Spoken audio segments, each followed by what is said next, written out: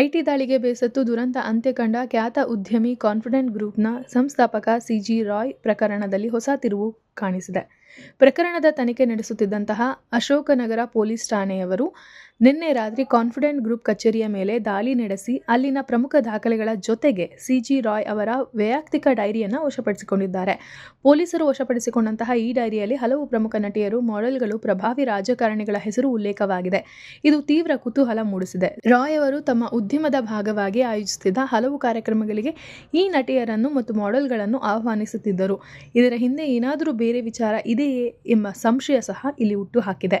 ಜೊತೆಗೆ confident group ವತಿಯಿಂದ ಕೇರಳದಲ್ಲಿ ಒಟ್ಟು 16 ಬೃಹತ್ ಪ್ರಾಜೆಕ್ಟ್ಗಳು ಕೆಲಸ ನಡೆಯುತ್ತಿದೆ. ಈ ಪ್ರಾಜೆಕ್ಟ್ಗಳಿಗೆ ಸಂಬಂಧಿಸಿದಂತೆ ರಾಯ್ ಅವರು ಕೇರಳ ಮತ್ತು ಕರ್ನಾಟಕದಲ್ಲಿ ದೊಡ್ಡ ಮಟ್ಟದ ಇವೆಂಟ್ ಮಾಡುತ್ತಿದ್ದರು. ಇನ್ನು ಇವರ ವೈಯಕ್ತಿಕ ವಿಚಾರಕ್ಕೆ ಬಂದರೆ ಅವರ ಕಂಪನಿಯನ್ನ ಅವರ ಮಗಳು ರಿಯಾ ಟೇಕ್ ಓವರ್ ಮಾಡ್ತಾರಾ ಎಂಬ ಚರ್ಚೆ ಪ್ರಾರಂಭವಾಗಿದೆ. ರಿಯಾಗೆ ಇನ್ಸ್ಟಾಗ್ರಾಂನಲ್ಲಿ 4.5 ಲಕ್ಷಕ್ಕೂ ಅಧಿಕ ಫಾಲೋವರ್ಸ್ಗಳಿದ್ದು ತಮ್ಮ ಐಷಾರಾಮಿ ಬದುಕು, ಟ್ರಾವೆಲ್, ಕಾರ್, ಮಾಡಲಿಂಗ್ ಫೋಟೋಗಳನ್ನು ಹಂಚಿಕೊಳ್ತಿರ್ತಾರೆ. ರಿಯಾ ಅವರಿಗೆ ಮಾಡಲಿಂಗ್ನಲ್ಲಿ ಆಸಕ್ತಿ ಇದ್ದು ಫ್ಯಾಷನ್ ಜಗತ್ತಿನಲ್ಲಿ ಹೆಸರು ಮಾಡಿದ್ದಾರೆ. ರಿಯಾ ಅವರು ಟ್ರಾವೆಲಿಂಗ್ ಕೂಡ ಮಾಡ್ತಿದ್ದು ಸಿನಿಮಾ ಜಗತ್ತಿನ ಬಗ್ಗೆ ಆಸಕ್ತಿ ಹೊಂದಿರುವ ರಿಯಾ ಅವರು ಸೈಮ್ ಪ್ರಶಸ್ತಿ ಕಾರ್ಯಕ್ರಮದಲ್ಲಿ ಹೋಗಿ ಪ್ರಶಸ್ತಿಯನ್ನು ವಿತರಣೆ ಮಾಡಿದ್ರು. ರಾಯ್ ಅವರ ಕಂಪನಿಯನ್ನು ಇವರು ಟೇಕ್ ಓವರ್ ಮಾಡ್ತಾರಾ ಎಂಬ ಪ್ರಶ್ನೆ ಎಲ್ಲೆಲ್ಲೂ ಉದ್ಭವವಾಗ್ತದೆ.